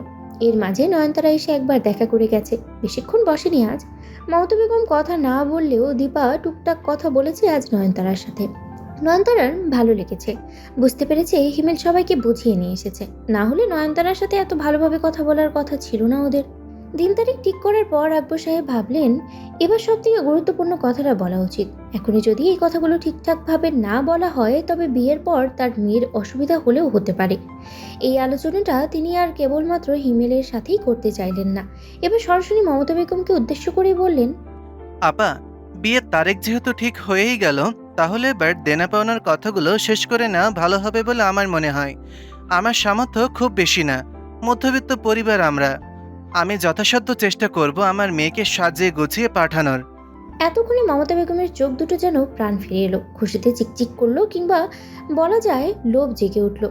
এতে অবশ্য দীপারও আপত্তি নেই, মেয়ের বিয়ে যখন দিচ্ছে যৌতুক দিতে হবে, এটাই তো নিয়ম। বরং এই নিয়মের ব্যতিক্রম করলে খারাপ দেখায় বিষয়টা। দীপার বিয়ের সময় ওর বাবা যৌতুক দিয়েছিল, হাসানের বিয়ের সময়ও ওর শ্বশুরবাড়ি থেকে রোমানা অনেক কিছুই পেয়েছে। এখন হিমেলের শ্বশুরবাড়ি থেকেও যদি কিছু দেয় তবে সেটা হিমেলের উপকারেই হবে। হিমেলের বহুদিনের শখ একটা বাইক কেনার, টাকা জমাতে পারে না, সংসারের পেছনে খরচ করতেই সব টাকা চলে যায়।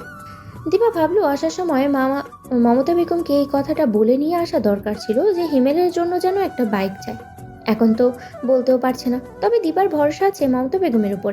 আশা করা যাচ্ছে উনি ঠিকঠাক কিছুই চাইবেন। মমতা বেগম সত্যি দীপার সেই আশা পূরণ করত, তবে তিনি কিছু বলার সুযোগই পেলেন না। তার আগেই হিমেল আশ্চর্যায়িত গলায় আকবর সাহেবকে উদ্দেশ্য করে বলল, এগুলো কি বলছেন আঙ্কেল? আপনি ভাবলেন কি করে আমি যৌতুক নেব? আকবর সাহেব একটু ইতস্ত গলায় বলে উঠলেন, আসলে বাবা, এটা তো আমাদের সমাজের একটা নিয়মের মতন হয়ে দাঁড়িয়েছে। হিমেল ঘৃণিত গলায় বলল, সমাজের কিছু নিয়মকে আমি ঘৃণা করি আঙ্কেল। সমাজের তৈরি করা নিয়ম মানতে আমি বাধ্য নই। আমার জীবনের কিছু নিয়ম আমি নিজে তৈরি করি, আর সেই নিয়মের মাঝে এটা কখনোই পড়ে না যে বিয়ে করার বদলে আমি আমার শ্বশুর বাড়ি থেকে কোনো কিছু নেব। মমতা বেগম আর দীপা দুজনে অসন্তুষ্ট হলেন হিমেলের উপরে, তবে সামনে মানুষজন বসে থাকায় কিছু বলতেও পারছেন না। আর তার মাঝেই হিমেলকে খুব ভালোভাবেই জানেন এখন যদি কিছু বলে তবে লোকজনের মাঝেই আবার অপমানিত হবেন। দীপা ভাবলো ওদেরই বোঝা উচিত ছিল যে হিমেল কিছুই চাইবে না, আর আকবর সাহেবের সাথে হয়তো এই কথাটা আলাদাভাবে বলা উচিত ছিল। তবে এখন যেহেতু হিমেল মানা করে দিল মুখের উপরে, ওরাই আবার কোনো কথা নিয়ে আকবর সাহেবের সাথে যৌতুকের কথাটা বলবে। যদি হিমেলের কানে এই কথাটা পৌঁছে যায় তাহলে তো কেলেঙ্কারি কাণ্ড ঘটে যাবে। অনেক কিছু চিন্তা করে দীপাও থেমে গেল, তবে মমতা বেগম কোনো মতেই থামতে পারলেন না। আকবর সাহেবকে উদ্দেশ্য করে বললেন, ভাই সাহেব, বুঝতেই পারছেন আমার ছেলের মন অনেক বড়। আসলে আমাদের দাবি তেমন কিছু নেই, তবে সংসারটা তো আপনার মেয়ের। একটা সংসারে অনেক কিছুর প্রয়োজন হয়। আমার ছেলে চাকরি করে ঠিকই, তবে পুরো সংসারটা সাজাতে তো ওর একটু সময় লাগবে। আপনি চাইলে আপনার মেয়ের সংসারটা গুছিয়ে দিতে পারেন, আমাদের কোনো আপত্তি নেই। এছাড়া আমাদের কোনো চাহিদা নেই, আপনি খুশি মনে চাইলে দিতেই পারেন, আমরা আটকানোর কে। আকবর সাহেব বেশ বুঝতে পারলেন হিমেলের কোনো কিছু নেওয়ার ইচ্ছে না থাকলেও মমতা বেগমের প্রবল ইচ্ছে আছে। তিনি অবাক হলেন না, এমনটা তো স্বাভাবিক। দেনা পাওনা ছাড়া তো আজকাল কেউই মেয়ে বিয়ে দিতে পারে না। ছেলে ভালো নিঃসন্দেহে, তবে ছেলের পরিবার যে একটু সমস্যা আছে সেটা তো তিনি জানতেনই। নতুন করে আবার অবাক হওয়ার কিছু তো নেই।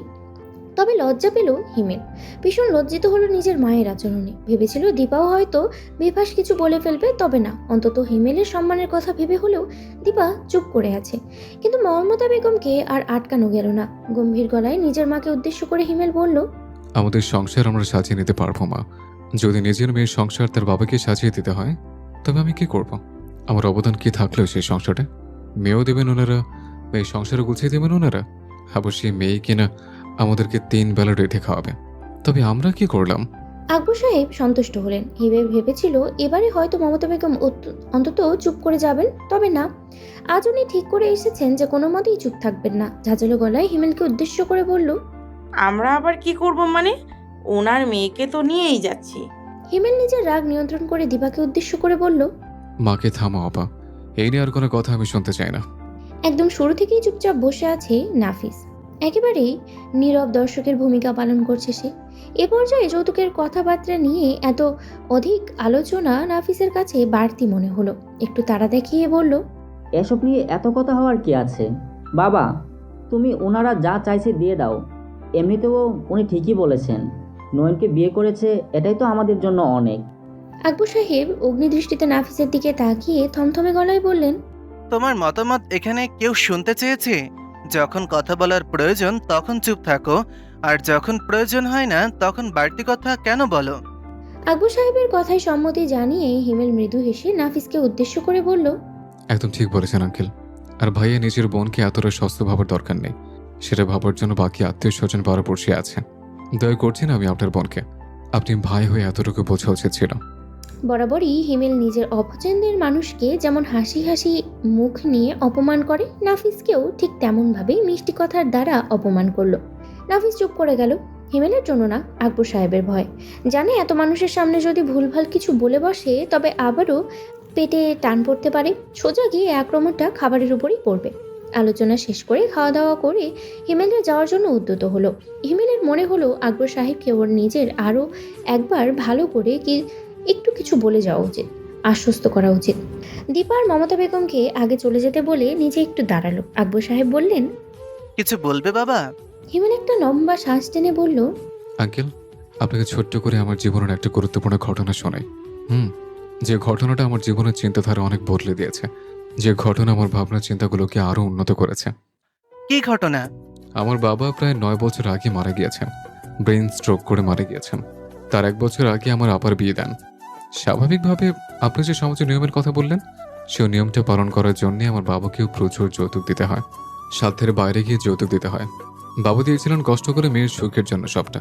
জামাই সরকারি চাকরি করে, ভালো পরিবার। ভেবেছিলেন ওনার একটু কষ্ট হোক, তবুও মেয়ে সুখে থাকুক।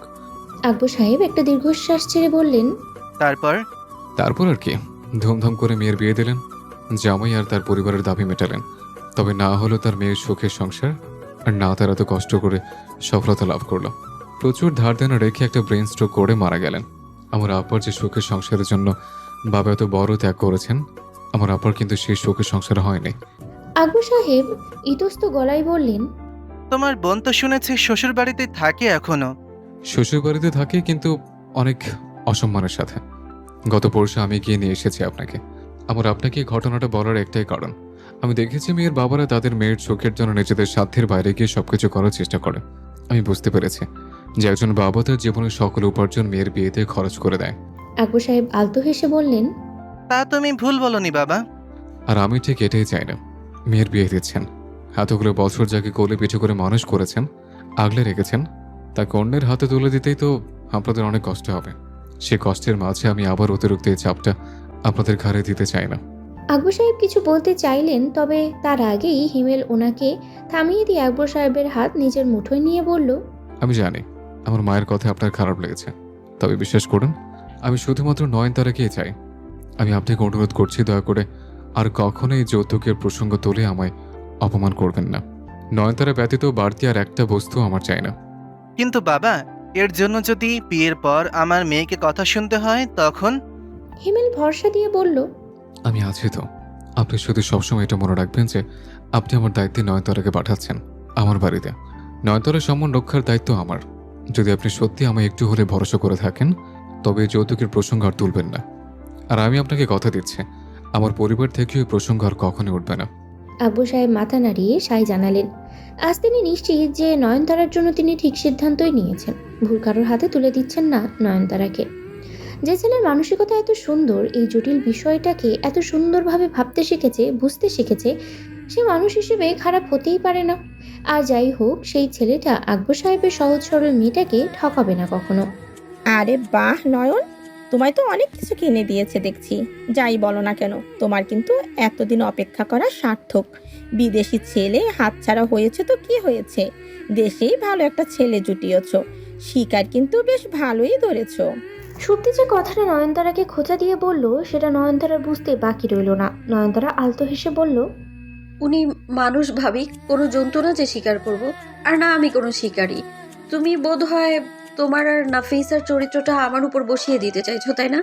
বিষয়ে সুপ্তির মুখ হা হয়ে গেল। বিশ্বাসই হলো না যে কথাটা নয়নতারা বলল। তবে কথাটা সুপ্তির পছন্দ হয়নি। মৃদু রাগ দেখিয়ে বলল, এসব আবার কেমন কথা নয়ন? বিয়ে ঠিক হওয়ার পর থেকে তোমার মুখে দেখছি খুব ভালোই কথা ফুটেছে। আগে তো এত উত্তর দিতে না। মানুষ যখন ভেঙে যায় তখনই শান্ত হয়ে যায়, তাই না ভাবি? আর আমি ভেঙে যাওয়ার পরেও আবার নিজেকে দাঁড় করিয়েছি, তাই আমি কথা বলবো, এটাই তো স্বাভাবিক। তাই বলে এতটা কথা বলা ঠিক না। হবু বরের গরম দেখাচ্ছ নাকি? সংসারটা টেকাতে পারো কিনা সেটা দেখো। পুরুষ মানুষ দুদিন পর রূপের পেছনে এমনি ছুটবে। ভেবে চিন্তে কথা বলো। বরাবরের ন্যায় নয়নতারা এবারও আলতো হেসে বলল, আমি সবকিছু আমার ভাগ্যের উপর ছেড়ে দিয়েছি ভাবি। আমার ভাগ্যে যা লেখা আছে তাই হবে। সবকিছু আমি হাসি মুখে মেনে নিব। সুপ্তি আবারও কিছু বলতে চাইল, তবে তার আগেই মারুফা ঘরে ঢুকতে ঢুকতে সুপ্তিকে উদ্দেশ্য করে ঝাঁঝালো গলায় বলল, তোমার মুখটা বন্ধ রাখলেই ভালো হয় সুপ্তি। বাড়তি কোনো কথা বললে কিন্তু নয়নের বাবাকে বলে এবার সত্যি তোমাদের দুজনের আলাদা সংসারের ব্যবস্থা করব। এর আগে তাও তোমাদেরকে বাড়িতে থাকতে দেওয়ার কথা বলেছিল, তবে আমি কিন্তু এবার সেটাও মানা করে দেব। নয়নতারার ব্যবহারে সত্যির যতটা না অবাক হয়েছিল তার থেকেও বেশি অবাক হলো মারুফার ব্যবহারে। মারুফা তো কখনো এভাবে ওর সাথে উঁচু গলায় কথা বলে না, তাও আবার নয়নের ব্যাপারে। সত্যি এইসব ভাবনার মাঝেই আবার মারুফার কর্কশ কণ্ঠস্বর ভেসে এলো, তুমি এখন যাও ঘর থেকে, অনেক রাত হয়েছে। নয়ন এখন ঘুমাবে। নয়ন, জিনিসপত্র সব গুছিয়ে রেখে ঘুমা। সত্যি মনক্ষুণ্ণ হলো, তবে কিছু বলতে পারলো না। আবার যেতেও পারছে না ঘর থেকে। একটা শাড়ির উপরে নজর পড়েছে সুপ্তির, হালকা বেগুনি রঙের জামদানি। ভেবেছিল এটা নয়নের থেকে হাতানো যাবে। সত্যি যায় না, নয়নতারা মানা করবে না। মন ভালো নয়নতারার, তবে এখন মারুফার ব্যবহার দেখে তো চাইতেও ভয় করছে। এদিকে যেতে বলার পরেও এখনো সুপ্তি বসে থাকায় মারুফা বিরক্তিকর গলায় বললেন, যেতে বললাম তো তোমায়, এখন যাও। সুপ্তি ঠোঁটে একটু হাসি ফুটিয়ে তবে নয়নতারাকে উদ্দেশ্য করে বলল, নয়ন, বলছিলাম যে তোমার তো বেগুনি রং পছন্দ না। আবার দেখো না, আমারও তোমার বিয়েতে পরার মতো একটা নতুন শাড়ি নেই। ওই তো শাড়িটা আমি নেই। ইশারায় শাড়িটা দেখালো সুপ্তি। নয়নতারার খারাপ লাগলো সুপ্তির কথাটা শুনে। নাফিস তো কিছু করে না, নতুন শাড়ি কিনবেই বা কি করে? কিন্তু এই শাড়িটা যে নয়নতারা দিতে পারবে না। নয়নতারার বেগুনি রং পছন্দ না, কিন্তু হিমেলের পছন্দ। সব কিছু নয়নতারার পছন্দ মতো কিনে দিলেও এই একটা শাড়ি যে হিমেল নিজে পছন্দ করে কিনে দিয়েছে, সেই শাড়িটা নয়নতারা কি করে দেবে? হিমেলকে যে অপমান করা হবে তাহলে। নয়নতারা এবার ভাবনার মাঝেই মারুফা খেকিয়ে উঠে বললেন, ও কি কথা সুপ্তি, বিয়ের শাড়ি আবার কেউ চায় নাকি? এসব ওর শ্বশুর বাড়ি থেকে কিনে দিয়েছে বিয়ের জন্য। তুমি চাইলে কোন আক্কেলে? আর নয়নের বিয়েতে পরার শাড়ি কেনার জন্য তোমার শ্বশুর টাকা দেবে তো? সুপ্তির মুখটা ছোট হয়ে গেল। নয়নতারা মারুফাকে থামিয়ে দিয়ে সুপ্তিকে উদ্দেশ্য করে বলল, ভাবি, আসলে ওই শাড়িটা হিমেল নিজে পছন্দ করে কিনে দিয়েছে। এই রংটা ওনার ভীষণ পছন্দ। এই শাড়িটা না আমি তোমায় দিতে পারছি না, তবে আমি তোমায় টাকা দিয়ে দেব। তুমি এমন একটা শাড়ি কিনে নিও কেমন? না হলে আমি নিজে গিয়ে একটা এনে দেব। সুপ্তি জোরপূর্বক হেসে বলল, না ঠিক আছে নয়ন, কোনো ব্যাপার না। আসলে আমারই চাওয়াটা ভুল হয়েছে। সত্যি তো, তোমার বিয়ের শাড়ি কোন আক্কেলে চাইলাম আমি? কোনো ব্যাপার না ভাবি, তুমি তো আমার নিজের মানুষ, চাইতেই পারো। আমি তোমার কাছের মানুষ, এজন্যই তো চেয়েছো। আচ্ছা একটা কাজ করো, এখান থেকে তোমার ইচ্ছে মতো অন্য একটা শাড়ি পছন্দ করে নাও। যেটা তোমার পছন্দ হয় সেটাই নাও। মারুফা আপত্তি জানিয়ে বলল, মোটেই না নয়ন, এগুলোর মধ্যে থেকে একটাও দিবি না তুই।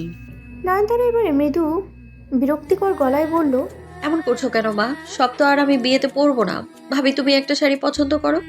সুপ্তি আলতো হেসে বলল, লাগবে না নয়ন, তুমি দিতে চেয়েছো এটাই অনেক। আচ্ছা ঠিক আছে, কাল তোমায় নিয়ে মার্কেটে যাব। আমি শাড়িটা একদিন পরেই তোমায় দিয়ে দিতে পারতাম, তবে সেটা পুরনো জিনিস দেওয়া হবে, তাই কাল তোমায় নিয়ে যাব আমি। হঠাৎ করেই সুপ্তির চোখ দুটো কেমন ভিজে উঠল। তবে নিজে সেই ভেজা চোখ কাউকে দেখাতে পছন্দ করলো না। তাড়াহুড়ো করে উঠে বেরিয়ে গেল ঘর থেকে। নয়নতারা মারুফাকে উদ্দেশ্য করে বলল, ওভাবে বলতে গেলে কেন মা? ভালো করেও তো বলা যায়, তাই না? মারুফা ভেঙচি কেটে বলল, এত ভালো করেই লাভ কি? সেই তো তোকে খোঁচা দিয়েই কথা বলছিল। সে তো সবাই আমায় খোঁচা দেয়। চলেই তো যাচ্ছি বাড়ি ছেড়ে। যাওয়ার আগে আর কারোর সাথে ঝামেলা করতে চাই না মা।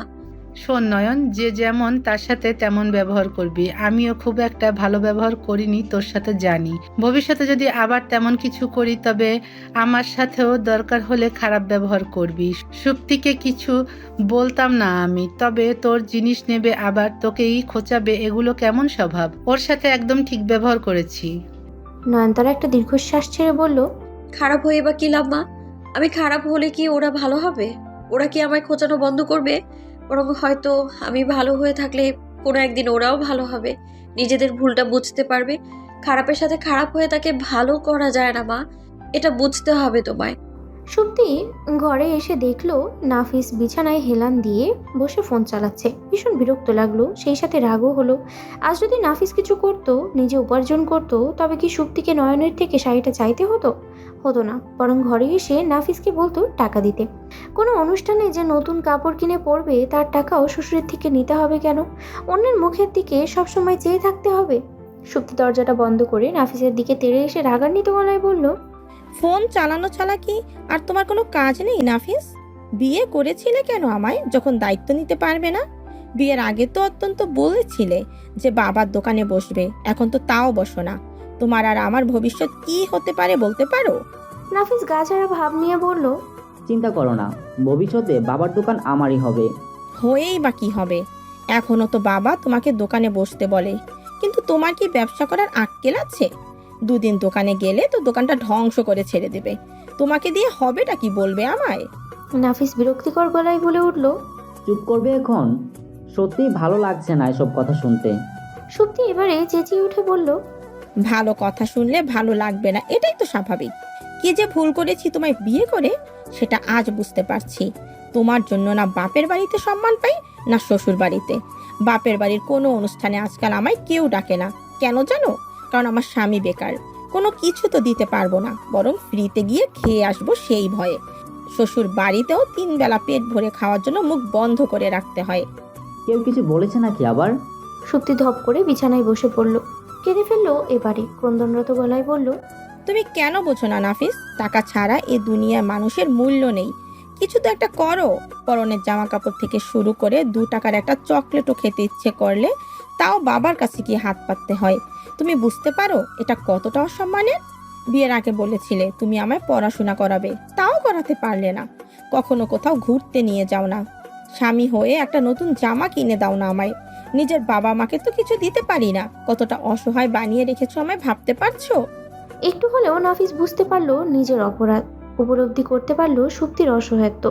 নিজে তো সারাদিন ঘরে বসে থাকে, কেউ কিছু বললেও কানে শোনে না, তবে সুপ্তির এভাবে যায় আসে, কষ্ট পায়। সুপ্তিকে তো ভালোবেসেই বিয়ে করেছিল, সেই ভালোবাসাটা এখনো আছে, তাই মেয়েটাকে এভাবে কাঁদতে দেখে খারাপ লাগলো। ফোনটা পাশে রেখে আদুরে গলায় বলল, চিন্তা করো না, কাল থেকে দোকানে যাব। কি লাগবে তোমার বলো, আমি এনে দেব। সুপ্তির কান্না থামলো না, কাঁদতে কাঁদতেই বলল, আজ সামান্য একটা শাড়ি না পাওয়ায় আমি বুঝতে পেরেছি নাফিস, নিজের শখগুলো পূরণ করতে চাইলে বিয়ের আগে বাবা, বিয়ের পরে স্বামীর টাকা থাকা ভীষণ প্রয়োজন।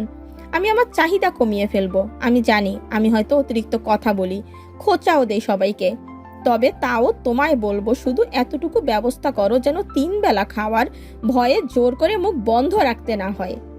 বিয়ের বাকি আর মাত্র 5 দিন। বিয়ের কেনাকাটা সব শেষ। হিমেলের বাড়ি থেকে নয়নতারার জন্য যা কিছু কেনাকাটা করা হয়েছে সেসব নয়নতারাকে নিয়ে গিয়েই কেনা হয়েছে। তবে আজ আবার হিমেল নয়নতারাকে আলাদাভাবে ডেকেছে দেখা করার জন্য। কেন ডেকেছে নয়নতারা জানে না, তবে হিমেলের কণ্ঠ শুনে মনে হচ্ছিল গুরুত্বপূর্ণ কোনো কথাই বলা বাকি আছে। দুজনেই অফিসে থাকে, দিনের বেলায় আর দেখা করার সময় হয়ে ওঠে না। হিমেলের আগেও ছুটি হলো, নয়নতারাকে কল করে বলল নয়নতারাকে নিতে আসছে। নয়নতারার অফিসের সামনে হিমেল বেশ অনেকক্ষণই দাঁড়িয়ে থাকলো। প্রায় আধ ঘন্টা পর নয়নতারা এলো। এসেই আগে হিমেলকে দেখে অপরাধী গলায় বলল, ক্ষমা করবেন, আমি চেষ্টা করি ঠিক সময়ে বেরোনোর, কিন্তু হয়ে ওঠে না। হিমেল পকেট থেকে রুমালটা বের করে নয়নতারার দিকে বাড়িয়ে দিয়ে বলল, জবাবদিহিতা করতে হবে না। অফিসে যেহেতু ছিলেন, নিশ্চয়ই কাজের মাঝে ছিলেন। আমি এতটা অবুঝ না যে আমায় এটা আলাদা করে বোঝাতে হবে। নয়নতারা আবারও অপরাধী গলায় বলল, আমি জানি আপনি এতটা অবুঝ নন, তবে আমি আপনাকে আসতে বলার পরেও এতক্ষণ অপেক্ষা করালাম। আমার বোঝা উচিত ছিল আমি কতক্ষণে মাঝে আমার কাজ শেষ করতে পারবো। বাদ দেন তো এসব কথা, চলুন একটা ক্যাফেতে বসে। নয়নতারা মাথা নাড়িয়ে সায় জানালো। পাশে একটা ক্যাফে ছিল, সেখানে গিয়ে বসলো। এসির ঠান্ডা হওয়ার মাঝে কিছুক্ষণ জিরিয়ে নিল। তারপর নয়নতারা হিমেলকে বলে উঠল, কি বলবেন বলে ডেকেছিলেন, বলুন কি বলবেন। হ্যাঁ বলছে। এই প্রথম নয়নতারা খেয়াল করলো হিমেল কিছু বলতে চাইছে, তবে অস্বস্তির কারণে বলতে পারছে না। ব্যাপারটা নয়নতারার কাছে ভালো লাগলো না। হিমেল তো এমন সংকোচ করার মানুষ না, ওর মনে যা আসে তাই তো বলে দেয়। তবে কি এমন কথা যা বলতে হিমেলের এত সংকোচ হচ্ছে? কোনো এক অজানা কারণে নয়নতারা ভয় পেল। ঘর পোকা গরু তো, সিঁদুরে মেঘ দেখলেই ভয় লাগে। নয়নতারা নিজেই ভয় পায় হিমেলকে উদ্দেশ্য করে বলল, কি বলবেন আপনি যে এতটা সংকোচ হচ্ছে আপনার? আসলে নয়নতারা, কথাটা বলতে না আমার একটু লজ্জাই লাগছে। তবে আমার মনে হয় কথাটা এখনই বলা উচিত আপনাকে, না হলে দেরি হয়ে যাবে। আপনি কি বিয়েটা থেকে পিছিয়ে আসতে চান? হিমেল এবার চমকে তাকালো নয়নতারার দিকে। মুহূর্তের মাঝে হিমেলের দৃষ্টি তার কেমন অদ্ভুত হয়ে গেল। মানে ঠিক বুঝতে পারছে না নয়নতারা হঠাৎ করে এই কথাটা কেন বলে উঠল। হিমেল পাল্টা প্রশ্ন করলো, এই কথা কেন মনে হলো? আপনি কি পিছিয়ে আসতে চাইছেন নাকি? নয়নতারা তৎক্ষণাৎ দুই দিকে মাথা নাড়িয়ে না বোধক উত্তর জানিয়ে বলল, না, তবে আপনি যদি পিছিয়ে আসতে চান তবে আমি আপনার ইচ্ছাকে সম্মান জানাবো। ধ্যাৎ, কিছু বলতে বলছেন। পিছিয়ে আসবো কেন? আমি ভেবে চিন্তে সিদ্ধান্ত নেই। তাড়াহুড়োর মাঝে আমি কোনো সিদ্ধান্ত নেই না যে 5 দিনের মাঝে আমার নিজের সেই সিদ্ধান্তের উপর আফসোস হবে। নয়নতারা আশ্বস্ত হলো। এসির মাঝেও ঘেমে উঠেছিল। মনে হলো বুকের ওপর থেকে অনেক বড় একটা পাথর নেমে গেল। কেন যে এত ভয় পায় নয়নতারা কে জানে। হয়তো ভাবে এই বিয়েটা ভেঙে গেলে এবার আর কাউকে মুখ দেখাতে পারবে না। এই বিয়েটা ভেঙে গেলে নয়নতারা নিজেও ভেঙে যেত। খুব অল্প সময়ের মাঝেই হিমেলের সাথে বেশ ভালোভাবেই জড়িয়ে পড়েছে নয়নতারা। কষ্ট হতো যদি হিমেল পিছিয়ে যেত। নয়নতারা হিমেলকে আশ্বস্ত করে বলল, যা বলতে চান নিঃসংকোচে বলতে পারেন, এত ভাবতে হবে না। নয়নতারা থেকে ভরসা পাওয়ার পর হিমেল একটু স্বস্তি পেল। আরো বেশ অনেকক্ষণ চুপ থাকলো। হিমেল জানে না কেন, তবে এই কথাটা বলতে বেশ ভালোই অস্বস্তি হচ্ছে। তবে এখন না বললে বিয়ের দিন এই বিষয়গুলো নিয়ে ঝামেলা হলেও হতে পারে, যা হিমেল চায় না। হিমেল চায় যেন সুস্থ স্বাভাবিক পরিবেশ ওদের বিয়েটা হয়ে যায়। জীবনে অনেক অশান্তি দেখেছে, অন্তত বিয়ের দিনটাই কোনো অশান্তি চায় না। দেখুন নয়নতারা, আমি এই চাকরিটা খুব অল্প দিন হলো পেয়েছি। খুব বেশি টাকা জমাতে পারিনি। সংসারে বেশিরভাগ টাকাটা আমাকে দিতে হয়। নাহলে ভাবি আজে বাজে কথা বলে, খোঁড়া দেয়, যেগুলো আমার পছন্দ হয় না। মায়ের যাবতীয় খরচ আমি বহন করি, আপনাকেও কিছু দিতে হয়। এসব মিলে খুব বেশি জমা করতে পারিনি। আর তাছাড়া বিয়ের যাবতীয় খরচ আমি বহন করছি। হঠাৎ এত কিছু আমায় বলছেন যে? মানে আসলে আমি বোঝাতে চাইছিলাম যে আপনাকে দিনমোহরের টাকা খুব বেশি দিতে পারবো না আমি। আমার সামর্থ্য খুবই অল্প। নয়নতারা এবারও বেশ স্বাভাবিক গলায় বলল, তো মানে বলতে চাইছিলাম খুবই অল্প, মানে খুবই অল্প। দিনমোহরের সম্পূর্ণ টাকা পরিশোধ করে আপনাকে বিয়ে করতে চাই আমি। তাই চাইছি আমার সামর্থ্য যতটুকু ততটুকুই দেব, কিন্তু নগদ দেব। কতটুকু সামর্থ্য আপনার? আমি 50,000 দিতে পারবো। এটাই আপনার সামর্থ্য? হিমেল মিনমিনে গলায় বলল, হ্যাঁ, আমি জানি এত কম দিনমোহর এখনকার সময় অন্তত হয় না। আমার আপার বিয়েতেও এর থেকে বেশি ছিল। আমার ভাইয়ের বিয়েতেও ভাবি 5 লাখ টাকা রেখেছিল দিনমোহর। তবে সত্যি বলতে আমি হয়তো পারবো না নয়নতারা। আর এত বেশি দিনমোহর ধরেই বা কি হবে, যেটা আমি দিতেই পারবো না। নয়নতারা আলতো হাসলো, সন্তুষ্ট গলায় বলল, আমার তো এত দরকার নেই। আপনার সামর্থ্য 50,000, আমি আপনার থেকে চাইলাম 30,000। আপনার সামর্থ্য কতটুকু সেটা দেখে আমি আপনাকে বিয়ে করছি না হিমেল। আপনি মানুষটা ভীষণ ভালো, আমার সম্মান করতে জানেন, সেজন্যই আমি আপনাকে বিয়ে করছি। আপনি যদি 50,000-এর বদলে বলতেন আপনার সামর্থ্য 500 টাকা, তবু আমি হাসি মুখে মেনে নিতাম। হিমেল বিস্মিত গলায় বলল, এত অল্প চাইতে আপনার? চাহিদা যত বেশি শান্তি তত কম, চাহিদা যত কম শান্তি তত বেশি। যে চাহিদাগুলো পূরণ হবার নয়, অযথা সেই চাহিদাগুলো রেখে কি লাভ বলুন? আপনি আমায় বিয়ে করছেন, এটা আমার সৌভাগ্য হিমেল। সব ঠিক ছিল, তবে নয়নতারার শেষের কথাটা হিমেলের পছন্দ হলো না। মৃদু বিরক্তিকর গলায় বলল, সবসময় এভাবে বলবেন না নয়নতারা। আপনি নিজে যদি নিজেকে এভাবে ছোট করেন, বাকিরা তো সুযোগ পাবে। আর আমার অবস্থাটা বোঝার জন্য আমি আপনার কাছে কৃতজ্ঞ। ধন্যবাদ আপনার প্রাপ্য, আমার জীবনে আসার জন্য আর আমাকে এই পরিস্থিতি থেকে বের করার জন্য। আবার সে একই কথা বলে। আমার ভাগ্যে আপনি লেখা ছিলেন। হ্যাঁ জানি, আসতে একটু দেরি করে ফেলেছে। সুখ মানুষের জীবনে দেরিতেই আসে। আর আমি আপনার জীবনে আসবো বলেই হয়তো এতদিন এত কষ্ট পেয়েছেন। আবার আপনিও আমার জীবনে আসবেন বলেই হয়তো আমি এতদিন অনেক কষ্ট করেছি। এবার দুজনে মিলে শুধু একটা সুখের সংসার করব। এত ঝামেলা থাকবে না আমাদের জীবনে। হিমেলের শেষের বাক্যগুলো শুনে নয়নতারা যেন কল্পনার জগতে হারিয়ে গেল। সংসার, ছোট্ট একটা শব্দ, তবে নয়নতারার কাছে যেন এটা স্বপ্নের মতন। ভাবতেই অবাক লাগছে নয়নতারারও একটা সংসার হবে। কেউ একজন নয়নতারাকে পাওয়ার জন্য ব্যাকুল হয়ে আছে। দিনটা ছিল নয়নতারা আর হিমেলের বিয়ের দিন। বাকিদের কাছে দিনটা বেশ স্বাভাবিক। আকবর সাহেব আর মারুফার দিনটা কাটছে ব্যস্ততার মাঝে আর অন্যরকম একটা মানসিক চাপের মাঝে। তবে নয়নতারার জন্য এই দিনটা বিশেষ। প্রতিদিন যেমন নয়নতারাকে দেখতে ভীষণ সাধারণ লাগে, আজ তেমনটা লাগছে না। মুখে আলাদা এক লাবণ্যতা ফুটে উঠেছে। নয়নতারার সৌন্দর্য সব থেকে বেশি যেটা বাড়িয়ে দিয়েছে সেটা হলো ঠোঁটের নির্মল হাসি। বিয়ের শাড়ি পরে নয়নতারাকে সাজানোর সময় নয়নতারা আয়নায় একবার নিজেকে দেখলো। খেয়াল করলো আজ নয়নতারার নিজের কাছেই নিজেকে সুন্দর লাগছে। আরও একটা বিষয়ের বিশেষ কারণ আছে। এর আগে কখনো কেউ নয়নতারার প্রশংসা করেনি। নয়নতারার চেহারায় যে বৈশিষ্ট্যগুলো নয়নতারাকে সুন্দর বলে প্রমাণিত করে সেগুলো কেউ কখনো নয়নতারাকে বলেনি। তবে হিমেল বলেছে হিমেলের চোখে নয়নতারা সুন্দর। সেজন্যই তো আজ নয়নতারার নিজেকেও নিজের কাছে ভীষণ সুন্দর মনে হচ্ছে। নয়নতার পরনে গায়ে মেরুন রঙের শাড়ি, শাড়ির পাড় আর আঁচলে ঘন স্টোনের কাজ করা। এছাড়াও সম্পূর্ণ শাড়িতেই স্টোনের কাজ করা। বিয়ের শাড়ি যখন কিনতে যায় তখন বাকিরা যারা সাথে ছিল তারা বলেছিল এই রংটা না নিতে, নয়নতারাকে মানাবে না এই রংটা। হোক বিয়ে, তবুও একটু হালকা রং নিতেই বলেছিল। তবে নয়নতারার বরাবরই ইচ্ছে ছিল বিয়ে করলে মেরুন রঙের শাড়ি পরবে। হিমেলকে সেই সুপ্ত ইচ্ছাটা জানিয়েছিল। ফলস্বরূপ নয়নতারাকে আলাদা করে আর কোনো কষ্ট করতে হয়নি। হিমেল সুযোগ তৈরি করে দিয়েছিল, আর সেই সুযোগটা কাজে লাগিয়ে নয়নতারা নিজেই নিজের বিয়ের শাড়িটা পছন্দ করেছিল। নয়নতারা চুলগুলো বেশ ঘন আর লম্বা। চুল ছেড়ে দিয়ে রাখার ইচ্ছে নয়নতারার ছিল না, তাই একটা খোপা করেছে। খোপায় আবার লাল গোলাপ দেয়া। খুব বেশি গয়না পরেনি, হালকা কিছু সোনার গয়না পরেছে। মুখে মেকআপের ভারী আস্তরণ নেই। অন্যদিন যেমন নয়নতারা নিজের গায়ের আসল রংটা লুকোতে চায়নি, ঠিক তেমনই আজকেও চায়নি। হিমেল তো নয়নতারাকে এই রূপেই পছন্দ করেছে, তবে নিজের আসল রং লুকাতে যাওয়ার তো কোনো কারণ নেই। হিমেলের ভালো লাগলেই হলো। হিমেল বলে দিয়েছিল যেন নয়নতারা চোখে কাজল পরে। মেয়েদের কাজল দেওয়া চোখ হিমেলের খুব পছন্দ। কখনো কোনো প্রেমের সম্পর্কে না জড়ানোর ফলে কারোর কাছে এই আবদারটা করেনি হিমেল, এই প্রথম নয়নতারার কাছেই করলো। নয়নতারাও তাই হিমেলের আবদার রাখতে চোখে কাজল পড়েছে। টিকলির ঠিক নিচে কপালের মাঝ বরাবর একটা ছোট্ট টিপ পড়েছে। ঠোঁটে নিউড শেডের লিপস্টিক। সাজগোজ শেষে নয়নতারা খুব ভালোভাবে আয়নায় আবারও একবার নিজেকে দেখে নিল। বেশ সুন্দর লাগছে নয়নতারাকে দেখতে। হ্যাঁ, নয়নতারা দেখতে খুব সুন্দর নয়, তবে আজ প্রথমবারের জন্য নয়নতারা নিজেকে নিজেই দেখে মুগ্ধ হলো, সন্তুষ্ট হলো। নয়নতারার মনে হলো যারা এতদিন বলতো যে নয়নতারা দেখতে সুন্দর না, তারা ভুল বলতো। নয়নতারার নিজের উপরেই রাগ হলো এটা ভেবে যে এতদিন অবধি নয়নতারা নিজের রূপকে ঘৃণা করত। এই তো সুন্দর লাগছে তাকে দেখতে। শুধু এতদিন কেউ ধরিয়ে দেয়নি, কেউ বুঝতে দেয়নি নয়নতারাকে যে ও সুন্দর। অবশেষে হিমেল আর নয়নতারার বিয়ে সম্পন্ন হলো। কবুল বলার সাথে সাথেই নয়নতারার গাল বেয়ে কয়েক ফোঁটা জল গড়িয়ে পড়ল। আজ নয়নতারা ভীষণ খুশি। আজ নয়নতারা খুশি হিমেলের মতো একজন মানুষকে জীবন সঙ্গী হিসেবে পাওয়ার জন্য। আজ নয়নতারা খুশি নিজের একটা সংসারের স্বপ্ন পূরণ হওয়ার জন্য। হিমেলের মনটা শুধু উসখুস করছে নয়নতারাকে দেখার জন্য। বিয়ের পর নয়নতারাকে এনে হিমেলের পাশে বসানো হলো। নয়নতারা তো লজ্জায় মাথাটাও তুলতে পারছে না, তবে সুযোগ বুঝে হিমেল ঠিকই নয়নতারাকে দেখে নিল।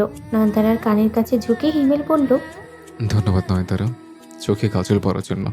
আপনার ডাগর ডাগর চোখে পড়ার জন্যই বোধহয় কাজলের সৃষ্টি হয়েছে। এখন অপেক্ষায় শুধু দুজনের একটি সময় পাওয়ার, যেন আমি আপনাকে মন ভরে দেখতে পারি। বিয়ের জন্য খুব আড়ম্বরপূর্ণ আয়োজন করা হয়নি, খুব বেশি আত্মীয় স্বজনদের নিমন্ত্রণ করাও হয়নি। এই নিয়ে অবশ্য মমতা বেগম গাল ফুলিয়ে বসেছিলেন। ওনার ইচ্ছে ছিল ধুমধাম করে বিয়ে দেওয়ার, মেয়ের বাড়িতে বরপক্ষের সাথে সব আত্মীয় স্বজনদের পাঠানোর। তবে হিমেলের জন্য সে সব কিছু হলো না। হিমেলের একটাই কথা, এত আত্মীয় স্বজনদের অযথা নিয়ে লাভ কি? সে তো ফেরার পথে খাবার দাবারের সমালোচনাই করবে। তাদের পেছনে অযথা এত কষ্ট করে উপার্জন করা টাকা খরচ করার কোনো মানেই হয় না। এছাড়াও কোনো আত্মীয় স্বজনকে না নিয়ে যাওয়ার আরও একটা কারণ আছে হিমেলের কাছে। শুধুমাত্র সুসময়ের বন্ধুদের হিমেল একেবারেই অপছন্দ করে। আজ থেকে 9 বছর আগে যখন ওর বাবা মারা গিয়েছিল তখন সংসারের বেহাল দশা ছিল। হিমেল আর হাসান দুজনেই তখন পড়াশোনা করে, কারোর পড়াশোনাই শেষ হয়নি। দীপার বিয়ে হয়ে গিয়েছে, তার উপরে মাথায় হাজার হাজার টাকার ঋণ। মমতা বেগম তো গৃহিণী, প্রয়োজন ব্যতীত কখনো বাড়ির বাইরে পাও রাখেনি। সেখানে পুরো সংসারের দায়িত্ব এক প্রকার তার কাঁধেই গিয়ে পড়ে। হিমেল সাহায্য চেয়েছিল কিন্তু আত্মীয়দের থেকে, তবে সবাই মুখ ফিরিয়ে নিয়েছিল। কল করলে কেউ কল রিসিভ করতো না, কোনো অনুষ্ঠান আর ওদেরকে নিমন্ত্রণ করতো না। রাস্তায় যদি হঠাৎ করে কোনো আত্মীয় স্বজনের সাথে দেখা হয়েও যেত, তবে না দেখার ভান করে তারা পাশ কাটিয়ে চলে যেত। আজ হিমেলদের আর্থিক অবস্থার আগের তুলনায় উন্নতি হয়েছে। এখন দুই ভাই চাকরি করে, দুজনেই নিজেদের জীবনে প্রতিষ্ঠিত। এখন আর কারোর কাছে কোনো কিছুর জন্য হাত পাতার প্রয়োজন হয় না। আর ঠিক এই সময়েই সব আত্মীয়রা ভাব জমাতেই চলে এসেছে। এক সময় যে মামা, খালা, চাচা, ফুপুরা ভুলে গিয়েছিল যে ওদের ভাইয়ের ছেলে বা বোনের ছেলে এতিম হয়ে গিয়েছে, ওদের মাথার উপরে অন্তত একটু ভরসার হাত রাখা দরকার, তখন প্রত্যেকটা মানুষ তখন মুখ ফিরিয়ে নিয়েছিল। আর আজ হিমেল নিজের খুশির দিনে তাদেরকে বাড়িতে ডাকবে, এটা অসম্ভব ব্যাপার। মমতা বেগম হয়তো সেই দিনগুলো ভুলে গেছেন, তবে হিমেল ভুলেনি। হিমেলের প্রত্যেকটা মানুষকে মনে আছে, তাদের করা ব্যবহার, তাদের বলা প্রত্যেকটা শব্দ মনে আছে, তাদের অবহেলাগুলো মনে আছে। যদি আজ নয়নতারার বাড়িতে নিয়ে আসতো, তবে এখানে সেও চুপ থাকতো না। এবারের লোকজনদের খুঁত ধরা শুরু করতো, নয়নতারার খুঁত ধরা শুরু করে দিত। যেখানে নয়নতারা কিংবা ওর পরিবারের ব্যাপারে নিজের পরিবারকেই নিজে বলতে দেয় না, সেখানে ওসব আত্মীয়ত্ব কখনোই কিছু বলতে দেবে না। যদিও হিমেলের বাড়িতে আসা থেকে আটকাতে পারেনি হিমেল, ওখানেও বাধা দিলে মমতা বেগম বিয়েতেই বেঁকে বসতেন। হিমেলের সাথে এসেছে শুধুমাত্র দীপা, ওর ছেলে মেয়ে হাসান আর রুমানা। অনেক কষ্টে মমতা বেগমের অনুরোধে কাদেরকে কল দিয়ে আসতে বলেছিল, তবে কাদের আসেনি। হিমেলের অবশ্য এই নিয়ে কোনো আফসোসও নেই, হিমেল নিজের দায়িত্ব পালন করেছে। এখন কাদের যদি আসতে না চায়, সেটা একান্তই তার ব্যক্তিগত ব্যাপার। তবে হিমেল কাদেরের কাছে ক্ষমা চাইতে পারে না। অন্যায় তো কিছু করেনিও, তবে ক্ষমা চাইতে হবে কেন? আসলে আসুক, না আসলে যেদিকে দু চোখ যায় সেদিকে চলে যাক। মানুষজন কম, তাই বিয়েবাড়ি হওয়া সত্ত্বেও খুব বেশি কারোর মাঝে ব্যস্ততা দেখা যাচ্ছে না। আকবর সাহেব মারুফাকে কড়া গলায় হুকুম করে বলেছেন যেন নাফিসা কিংবা সোহান আর ওই বাড়ির কেউ না আসে। পারলে তো উনি নাফিসার শক্তিকেও রাখতেন না। যারা যারা সারা জীবন নয়নতারাকে কষ্ট দিয়েছে, কথা শুনিয়েছে, নয়নতারার খুশির দিনে আকবর সাহেব তাদেরকে রাখতে রাজি নন। কেননা আকবর সাহেব খুব ভালো করেই জানেন তাদের স্বভাব এখনো বদলায়নি। আজ নয়নতারার বিয়ের দিন এসেও হয়তো ওকে খোঁচা দিয়ে কথা শোনাবে। আজকের দিনটা অন্তত এসব বাচ্চা। খাওয়া দাওয়া শেষ করে এবার মেয়ের বিদায়ের পালা এলো। এই পর্যায়ে মারুফা নয়নতারাকে জড়িয়ে ধরে হাউমাউ করে কাঁদলেন। এতদিন যাবৎ যে মেয়েকে শ্বশুরবাড়িতে পাঠানোর জন্য তিনি কান্নাকাটি করতেন, আজ সেই মেয়েই চলে যাচ্ছে বলে কাঁদছেন। মারুফা জানে আজ শুধু এই বাড়ির বড় মেয়ে চলে যাচ্ছে না, চলে যাচ্ছে এই সংসারের ভরসা, আকবর সাহেবের ভরসা। বেশ অনেকক্ষণ কান্নাকাটি করার পর আকবর সাহেব শক্তিকে বললেন মারুফাকে নিয়ে যেতে। শক্তি জোর করে ওনাকে ঘরে নিয়ে গেল। নয়নতারা মারুফাকে জড়িয়ে ধরে যতটা না কেঁদেছিল, আকবর সাহেবকে দেখে তার থেকেও বেশি কাঁদল। আকবর সাহেব এগিয়ে এসে জড়িয়ে ধরলেন মেয়েকে। নয়নতারা কেঁদে উঠে বলল,